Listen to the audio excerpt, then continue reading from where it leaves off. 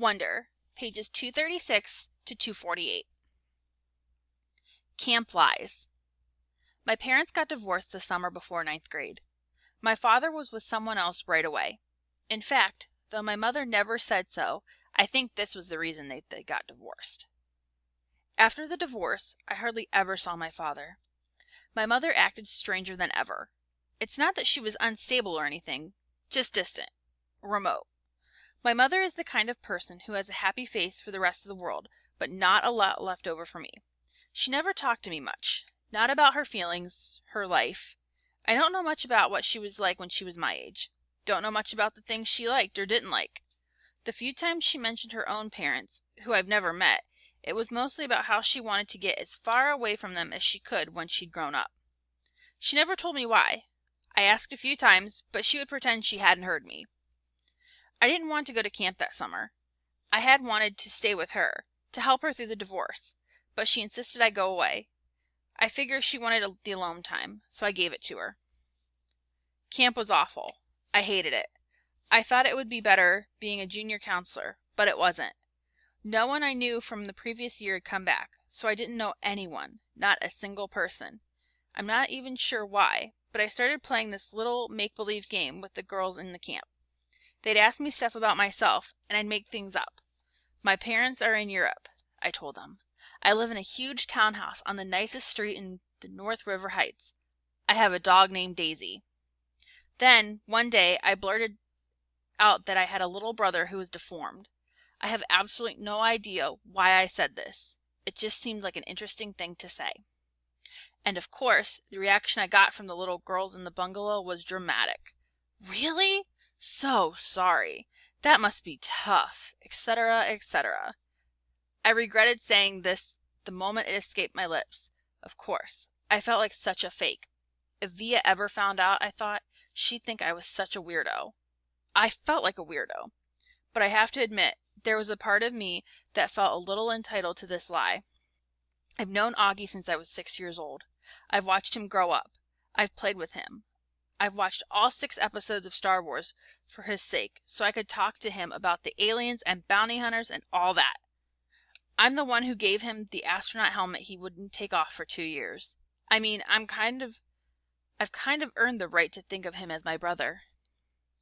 And the strange thing is that these lies I told, these fictions, did wonders for my popularity. The other junior counselors heard it from the campers, and they were all over it.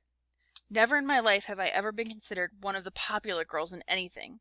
But that summer in camp, for whatever reason, I was the girl everyone wanted to hang out with. Even the girls in Bungalow 32 were totally into me. These were the girls at the top of the food chain. They said they liked my hair, though they changed it. They said they liked the way I did my makeup, though they changed that too. They showed me how to turn my t-shirts into halter tops. We smoked. We snuck out late at night, and we took the path through the woods to the boys' camp. We hung out with boys. When I got home from camp, I called Ella right away to make plans with her. I don't know why I didn't call Via. I guess I just didn't feel like talking about stuff with her. She would have asked me about my parents, about camp. Ella never really asked me about things. She was an easier friend to have in that way. She wasn't serious like Via. She was fun. She thought it was cool when I dyed my hair pink. She wanted to hear all about those trips through the woods late at night. School. I hardly saw Via at school this year, and when I did, it was awkward. It felt like she was judging me. I knew she didn't like my new look. I knew she didn't like my group of friends. I didn't like hers much either. We never actually argued. We just drifted away. Ella and I badmouthed her to each other. She's such a prude. She's so this. She's so that. We knew we were being mean, but it was easier to ice her out if we pretended she had done something to us. The truth is, she hadn't changed at all. We had. We'd become these other people, and she was still the person she'd always been. That annoyed me so much, and I don't know why. Once in a while, I'd look to see where she was sitting in the lunchroom, or check the elective list to see what she'd signed up for. But, except for a few nods in the hallway and an occasional hello, we never really spoke to each other. I noticed Justin about halfway through the school year. I hadn't noticed him at all before then, other than He was this skinny, cuttish dude with thick glasses and longish hair who carried a violin everywhere. Then, one day, I saw him in front of the school with his arm around Via. "So Via has a boyfriend," I said to Ella, kind of mocking. I don't know why it surprised me that she'd have a boyfriend. Out of the three of us, she was totally the prettiest.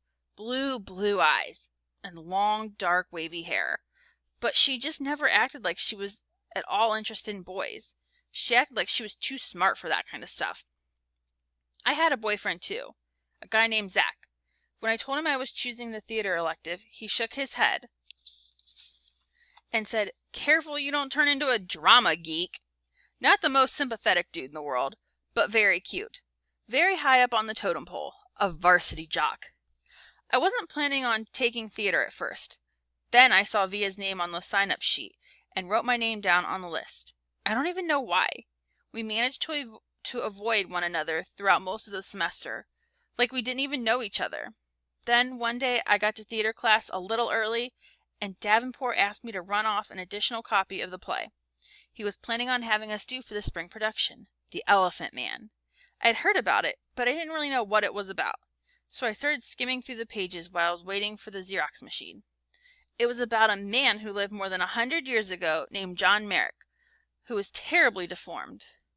"We can't do this play, Mr. D," I told him when I got back to the class. I told him why.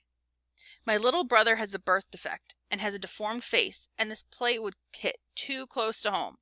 He seemed annoyed and a little unsympathetic, but I kind of said that my parents would have a real issue with the school doing this play. So anyway, he ended up switching to our town. I think I went for the role of Emily Gibbs because I knew Via was going to go for it too. It never occurred to me that I'd beat her for that role. What I miss the most. One of the things that I miss the most about Via's friendship is her family. I loved her mom and dad. They were always so welcoming and so nice to me.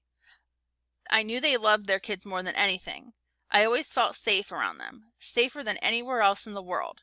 How pathetic that I felt safer in someone's house than my own, right? Of course I loved Augie. I was never afraid of him, even when I was little. I had friends that couldn't believe I'd go over to Via's house. "His face creeps me out," they'd say. "You're stupid," I'd tell them. Augie's face isn't so bad once you get used to it. I called Via's house just once to say hello to Augie. Maybe part of me was hoping Via would answer. I don't know. "Hey, Major Tom," I said, using my nickname for him. "Miranda!" He sounded so happy to hear my voice, it actually kind of took me by surprise. "I'm going to a regular school now," he told me excitedly. "Really? Wow," I said, totally shocked. I guess I never thought he'd go to a regular school. His parents have always been so protective of him. I guess I thought he'd always be that little kid in the astronaut helmet I gave him. Talking to him, I could tell he had no idea that Via and I weren't close anymore. "It's different in high school," I explained to him. You end up hanging out with loads of different people." "I have some new friends in my new school," he told me. "A kid named Jack and a girl named Summer." "That's awesome, Augie," I said. "Well, I was just calling to tell you I miss you, and I hope you're having a good year. Feel free to call me whenever you want, okay, Augie? You know I love you always." "You too, Miranda. Say hi to Via for me. Tell her I miss her." "I will. Bye." "Bye." Extraordinary, but no one there to see it. Neither my mother nor my father could come to the play on opening night. My mother because she had this thing at work, and my dad because his new wife was going to have her baby any second now, and he had to be on call. Zach couldn't come to opening night either. He had a volleyball game against Collegiate that he couldn't miss. In fact, he wanted me to miss the opening night so I could come cheer him on. My friends all went to the game, of course, because all of their boyfriends were playing. Even Ella didn't come. Given a choice, she chose the crowd. So opening night, no one that was remotely close to me was even there. And the thing is, I realized in my third or fourth rehearsal that I was good at this acting thing. I felt the part. I understood the words I spoke. I could read the lines as if they were coming from my brain and my heart. And on opening night, I can honestly say I knew I was going to be more than good. I was going to be great. I was going to be extraordinary, but there would be no one there to see. We were all backstage, nervously running through our lines in our heads. I peeked through the curtain at the people taking their seats in the auditorium. That's when I saw Augie walking down the aisle with Isabel and Nate. They took 3 seats in the 5th row near the middle. Augie was wearing a bow tie, looking around excitedly. He had grown up a bit since I'd seen him last, almost a year ago. His hair was shorter, and he was wearing some kind of hearing aid now. His face hadn't changed a bit. Davenport was running through some last-minute changes with the set director. I saw Justin pacing off stage left, mumbling his lines nervously. "Mr. Davenport," I said, surprising myself as I spoke, "I'm sorry, but I can't go on tonight." Davenport turned around slowly. "What?" he said.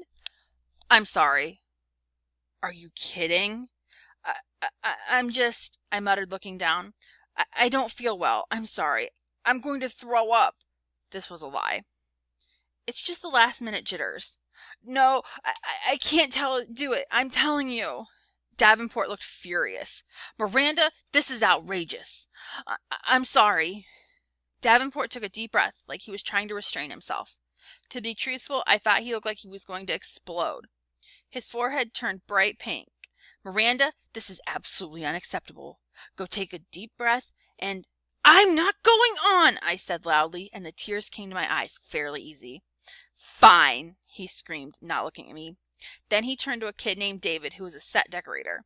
"Go find Olivia in the lighting booth. Tell her she's filling in for Miranda tonight." "What?" said David, who wasn't too swift. "Go!" shouted Davenport in his face. "Now!" The other kids had caught on to what was happening and gathered around. "What's going on?" said Justin. "Last-minute change of plans," said Davenport. "Miranda doesn't feel good." "I feel sick," I said, trying to sound sick. "So why are you still here?" Davenport said to me angrily. "Stop talking. Take off your costume and give it to Olivia, okay? Come on, everyone. Let's go, go, go!"